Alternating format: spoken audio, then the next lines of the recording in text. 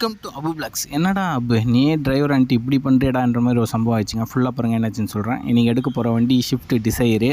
வண்டியை பக்காவாக க்ளீன் பண்ணிவிட்டு ஸ்டார்ட் பண்ணிட்டோம். மேனுவல் கியர் சிஸ்டம் தான். இன்றைக்கி நம்ம பொன்னேரி வரையும் போயிட்டுருக்கோங்க. கஸ்டமரை கூப்பிட்டு ஐயோ என்னடா ரெட்டில் ஸ்டோல் ஃபுல்லாக முங்கிடுச்சு. காரை அப்படியே நீச்சல் அடிக்க விட்டு டோல்லேருந்து காப்பாற்றி வெளியில் கொண்டு வந்துட்டோம்.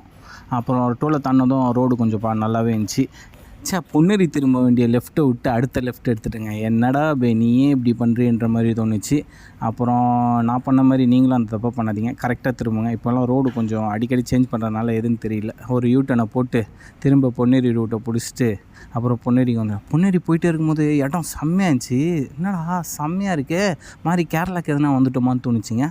அப்படியே இயற்கையெல்லாம் ரசிச்சுக்கிட்டே பார்த்துட்டு இருந்தேன். செம்மையாக இருந்துச்சுங்க இடம். கஸ்டமரை ட்ராப் பண்ணுற வேண்டிய இடம் ஒன்று வந்துடுச்சு.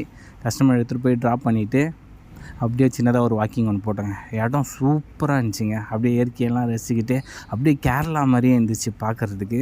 ஃபுல்லாக பச்சை பசைன்னு வயல்வெளியோட. கஸ்டமர் கூப்பிட்டாங்க, உள்ளே போனேன். பழைய மண்டபங்க, பழைய காலத்து மண்டபம் பார்த்தீங்களா எப்படி இருக்குன்னு. கோயில் கன்ஸ்ட்ரக்ஷன் ஒர்க்லாம் நினச்சி சாமியை பார்த்துட்டு அப்புறம் அங்கேருந்து கிளம்பிட்டோம். அப்படியே வர வழியில் திரும்ப மழை ஸ்டார்ட் ஆகிடுச்சு. அப்புறம் டியூட்டியை நல்லபடியாக